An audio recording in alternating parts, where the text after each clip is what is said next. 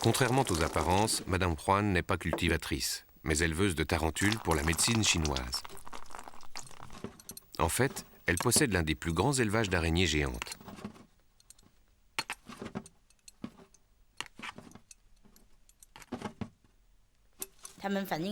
Au début, mes araignées vivaient chez moi. Un jour, des voisins qui me rendaient visite sont tombés nez à nez avec l'une d'elles. Ils m'ont dit « mais c'est très dangereux ». Alors j'ai répondu qu'elles étaient bonnes pour notre santé.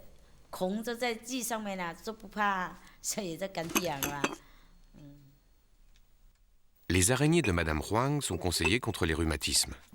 Les Chinois n'ont pas attendu la science moderne pour utiliser du venin d'araignée dilué pour soigner toutes sortes de maux. Goûtez, goûtez, vous trouvez ce que c'est? Non, c'est quoi? Des araignées, c'est du vin d'araignée. Ah bon?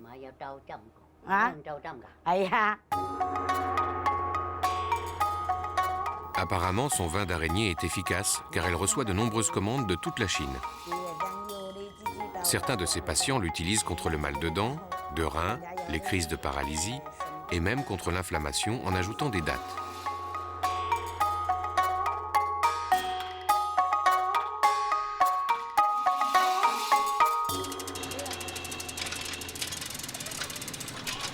Toutes les semaines, Madame Huang fournit les officines traditionnelles de pharmacie qui achètent ces araignées soit en vin, soit séchées.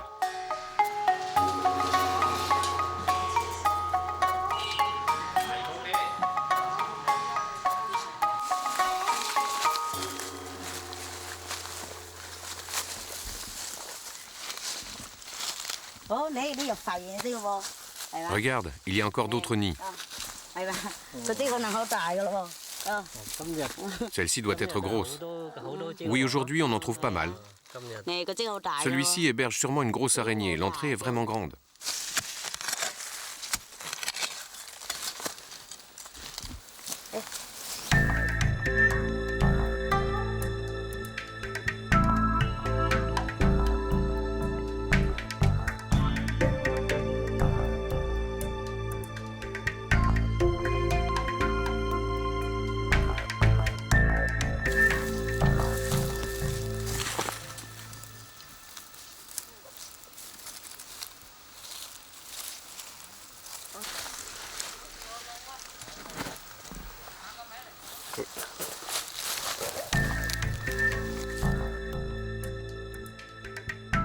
Madame Huang est contente de sa prise.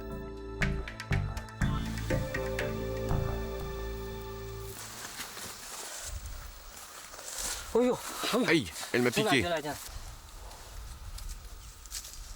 Madame Huang fut plus de 20 fois piquée. Un jour, elle dut se faire hospitaliser, mais elle n'a jamais renoncé.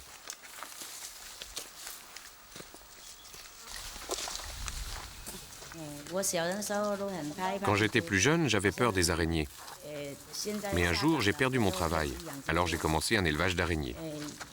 Au début, je les cherchais dans les montagnes. Mais depuis quelque temps, il y a de moins en moins d'araignées. C'est pour ça que j'ai démarré un élevage. Maintenant, chez moi, il y a 50 000 araignées.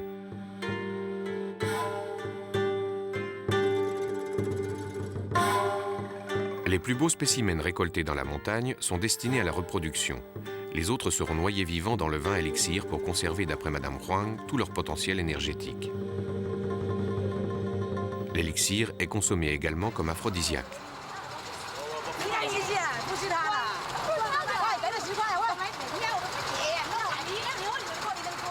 Tous les mois, Madame Huang prend le bus avec son effrayante cargaison de tarentules.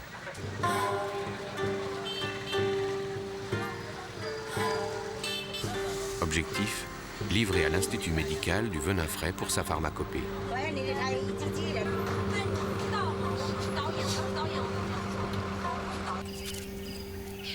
L'araignée serait-elle une véritable pharmacie sur 8 pattes? Pas seulement. Après son venin, les scientifiques s'intéressent aussi à sa soie. Toutes les araignées ne l'utilisent pas de la même façon. Certaines tissent des toiles de soie à géométrie variable avec des fils plus ou moins rapprochés. D'autres espèces peuvent avoir jusqu'à 8 sortes de soies différentes en fonction de leur usage. Fil pour la toile, fil de sécurité, fil pour les cocons, fil pour l'emballage des proies.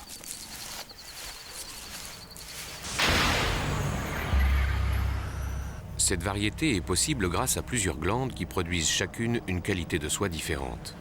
Le fil de soie est en fait un véritable cordage fait de 15 à 20 fils élémentaires. Ces microfils s'entrelacent pour constituer un assemblage 1000 fois plus fin qu'un cheveu. Ces fils sont parmi les plus minces que l'on connaisse au monde et aucun appareil construit à ce jour par l'homme ne saurait les reproduire. En grossissant plusieurs milliers de fois au microscope électronique, on peut apercevoir sur le piège de soie des boules de glu qui permettent de retenir plus facilement les proies. En plus, le fil ne peut pas céder. Il est 2 fois plus solide que notre Kevlar, utilisé pour les gilets pare-balles. Il résiste aux acides et il est même plus extensible que le nylon. Si le fil de l'araignée est aussi résistant, c'est parce que l'araignée assure une tension du fil en se jetant régulièrement dans le vide, assurant ainsi une certaine vitesse de tissage. Depuis des décennies, de nombreux chercheurs essayent de copier leur super pouvoir.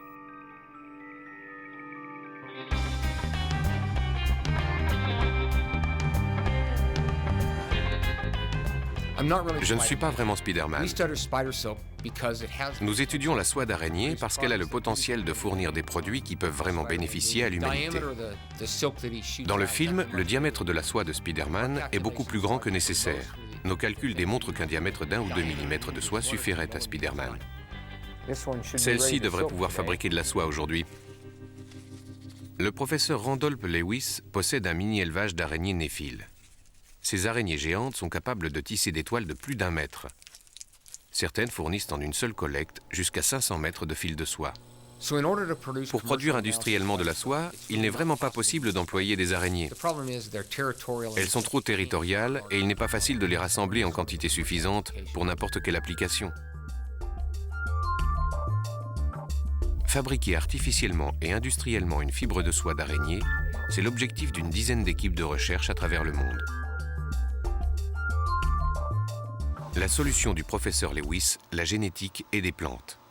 En insérant des gènes spécifiques d'araignées à des plantes, le professeur Randolph Lewis semble avoir trouvé les usines idéales pour produire en masse des protéines de soie d'araignée.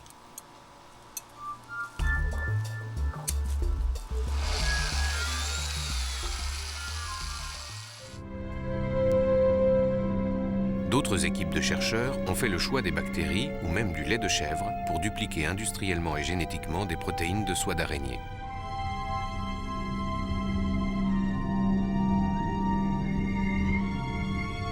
Mais le professeur Lewis est davantage convaincu par ces super plantes. Nous avons choisi des plantes parce qu'elles ne sont pas porteuses de virus et d'autres types de matériaux contagieux comme on pourrait le trouver dans les bactéries et les animaux. Voici le fil de soie extrait à partir du mixage des plantes. Sa fibre produite à base de plantes est beaucoup plus extensible que le nylon et totalement biodégradable. Elle intéresse déjà l'armée pour la fabrication de gilets pare-balles, mais pourrait aussi rentrer dans la fabrication de biomatériaux pour l'aéronautique, de cordes pour raquettes de tennis, d'airbags ou encore de fils de suture pour la chirurgie. Les tests à l'étirement certifient sa superfibre, 5 fois plus résistante que l'acier, 2 fois plus souple que le nylon et pouvant s'allonger de 40% avant de se rompre. Les scientifiques seraient-ils en train de rivaliser avec les 400 millions d'années d'évolution des araignées et de leur soie ?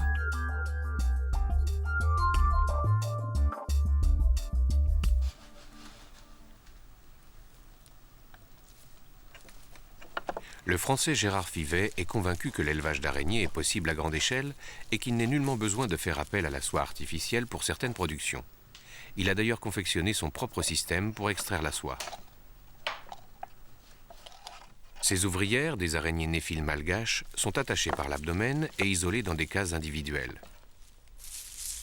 Le fil est tiré et embobiné à l'aide d'un petit moteur et permet de récolter 200 mètres de soie à l'heure et par araignée.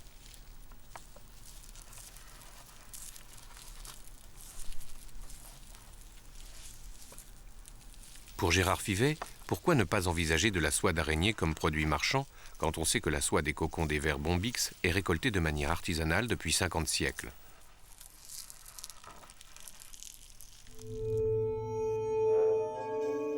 Sous Louis XIV, faute d'avoir en France d'assez grosses araignées, on récolta la soie de leurs cocons. En effet, toutes les femelles araignées emballent leurs œufs dans un cocon de soie protecteur. Ce cocon est constitué de fils de soie de diamètres différents, rendant son filage très délicat.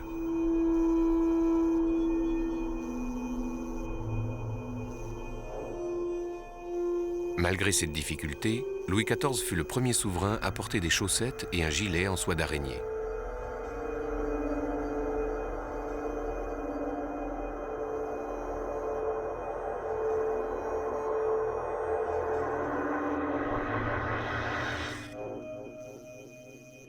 Pour Gérard Fivet, les araignées néphiles sont abondantes à Madagascar et beaucoup de personnes au chômage pourraient être employées à la récolte de leur soie. Le missionnaire Paul Cambouet avait déjà au XIXe siècle réalisé à Madagascar les premiers essais industriels de tissage d'arachnides. Le père Cambouet a élaboré un tissu pour l'exposition universelle de Paris en 1900, un tissu de 3 mètres sur 5, pour lequel il a fallu entre 400 et 500 000 araignées. Si ces chiffres-là paraissent énormes, il faut les comparer avec la production du Bombix qui avoisine ces chiffres-là.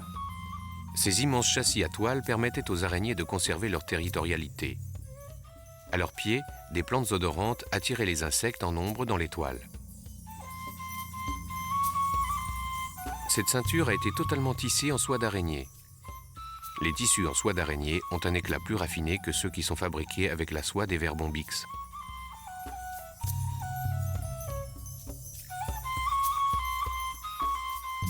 Les grands couturiers ne se sont pas trompés dans la question. Eux sont amateurs et veulent de la soie d'araignée pour travailler du textile d'une autre façon. Tu n'as pas la phobie de la toile d'araignée?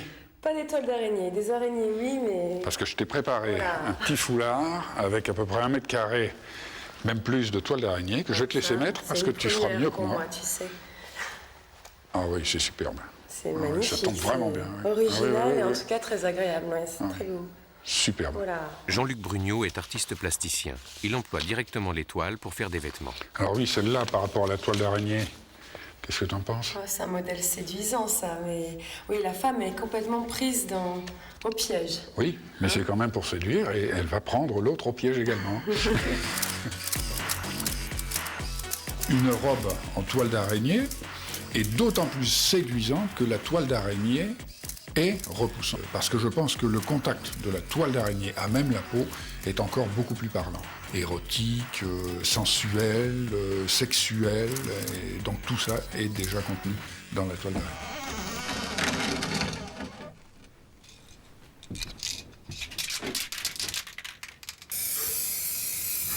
C'est dans les greniers que Jean-Luc Brugnot collecte sa matière première et anime sa fibre artistique.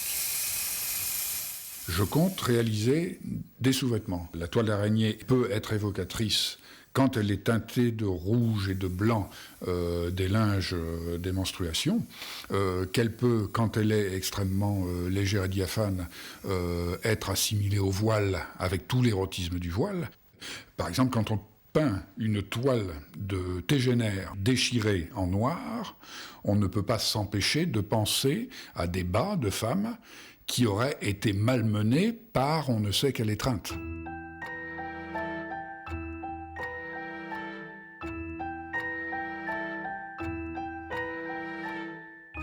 Jean-Luc Brugnot est un artiste qui a plus d'un fil à son arc. Ses œuvres arachnéennes comportent également des tableaux qu'il compose avec 3 types de soie d'araignée. En quelque sorte, une toile dans la toile.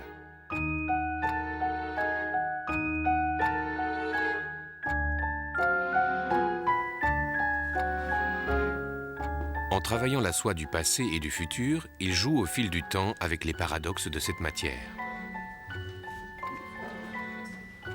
Si la toile symbolise le passé, c'est aussi un matériau du futur. Elle paraît fragile, pourtant la soie est si résistante. Elle déclenche les phobies alors qu'elle peut être magnifiée par le givre ou la rosée du matin.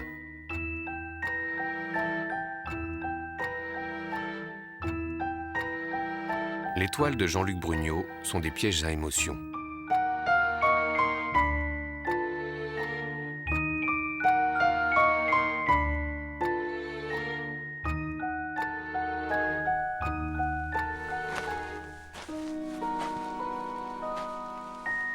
C'est dans les vieilles fermes que Jean-Luc trouve les plus beaux spécimens et même parfois des toiles qui s'étendent sur plus de 7 mètres.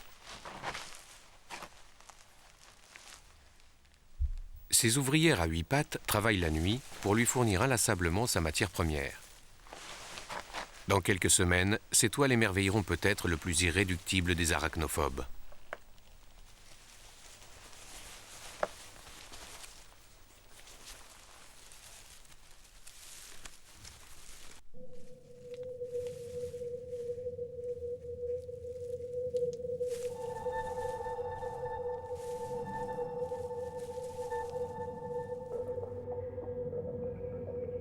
Le professeur Bertrand Kraft n'a pas une araignée au plafond, même s'il s'intéresse également aux vertus de leur toile.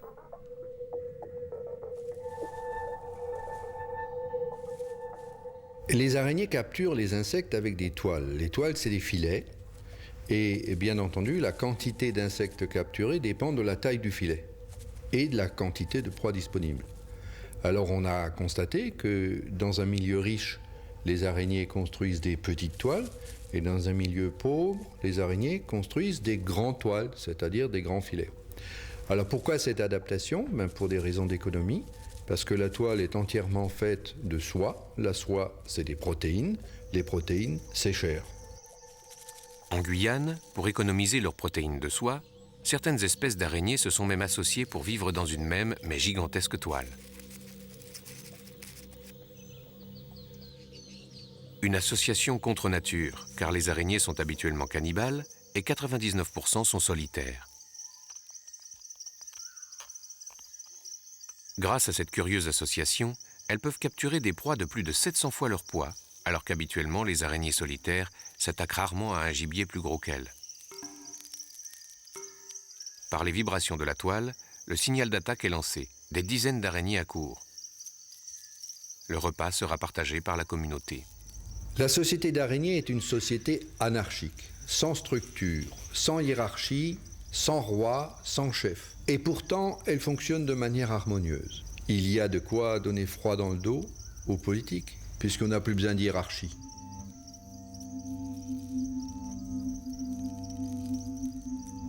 Pourtant, les araignées semblent obéir et suivre sans discuter la baguette que Bertrand Kraft agite comme un dresseur.